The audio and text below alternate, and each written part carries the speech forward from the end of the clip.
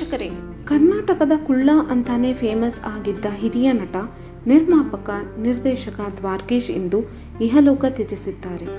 81 ವರ್ಷ ವಯಸ್ಸಿನ ದ್ವಾರಕೀಶ್ ಅವರು ವಯೋಸಹಜ ಕಾಯಿಲೆಯಿಂದ ಬಳಲುತ್ತಿದ್ದರು.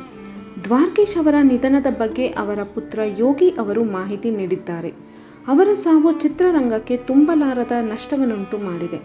ಕನ್ನಡದಲ್ಲಿ ಹಲವು ಸೂಪರ್ ಹಿಟ್ ಚಿತ್ರಗಳನ್ನು ನೀಡಿದ ಅವರು ಇನ್ನಿಲ್ಲ ಎಂಬ ಸುದ್ದಿ ಸಾಕಷ್ಟು ನೋವನ್ನುಂಟು ಮಾಡಿದೆ. ದ್ವಾರಕೀಶ್ ಅವರ ನಿಧನ ವಾರ್ತೆ ತಿಳಿಯುತ್ತಿದ್ದಂತೆ ಕನ್ನಡ ಚಿತ್ರರಂಗದ ಸೆಲೆಬ್ರಿಟಿಗಳು ಹಾಗೂ ಅವರ ಅಭಿಮಾನಿಗಳು ಸಂತಾಪ ಸೂಚಿಸುತ್ತಿದ್ದಾರೆ. ಅವರ ಆತ್ಮಕ್ಕೆ ಶಾಂತಿ ಸಿಗಲಿ ಎಂದು ಕೋರುತ್ತಿದ್ದಾರೆ.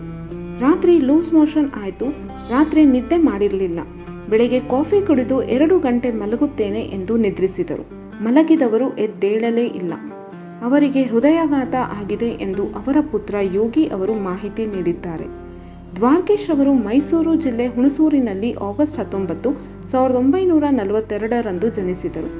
1964ರಲ್ಲಿ ವೀರ ಸಂಕಲ್ಪ ಚಿತ್ರದ ಮೂಲಕ ಸಿನಿಮಾ ರಂಗಕ್ಕೆ ಬಂದ ದ್ವಾರಕೀಶ್ ಮಮತೆಯ ಬಂಧನ, ಮೇಯರ್ ಮುತ್ತಣ್ಣ, ಆಫ್ರಿಕಾದಲ್ಲಿ ಶೀಲಾ, ಆಪ್ತ ಮಿತ್ರ, ಜೊತೆಯಲ್ಲಿ, ಸಿಂಗಾಪುರದಲ್ಲಿ ರಾಜಾ ಕುಳ್ಳ, ಕಿಟ್ಟು ಪುಟ್ಟು ಹಾಗೂ ನೂರಾರು ಸಿನಿಮಾಗಳಲ್ಲಿ ನಟಿಸಿದ್ದಾರೆ.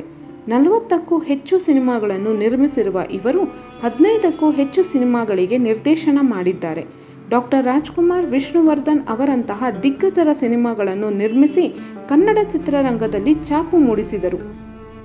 ದ್ವಾರಕೀಶ್ ಅವರು ನಟನಾಗಿ ಚಿತ್ರರಂಗಕ್ಕೆ ಕಾಲಿಟ್ಟರು. ನಂತರ ನಿರ್ಮಾಪಕನಾಗಿ, ನಿರ್ದೇಶಕನಾಗಿ ಅವರು ಚಿತ್ರರಂಗದಲ್ಲಿ ಗುರುತಿಸಿಕೊಂಡರು.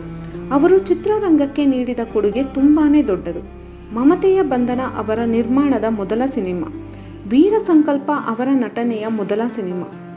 ದ್ವಾರಕೀಶ್ ರವರ ಅಂತಿಮ ದರ್ಶನವನ್ನು ರವೀಂದ್ರ ಕಲಾಕ್ಷೇತ್ರದಲ್ಲಿ ವ್ಯವಸ್ಥೆ ಮಾಡಲಾಗಿದೆ ಎಂದು ಮೂಲಗಳು ತಿಳಿಸಿವೆ.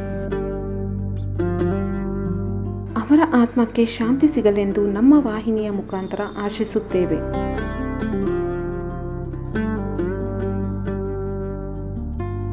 ಇನ್ನು ಹೆಚ್ಚಿನ ಹೊಸ ಸುದ್ದಿಗಾಗಿ KA Kannada news 24x7 channel subscribe ಮಾಡಿ.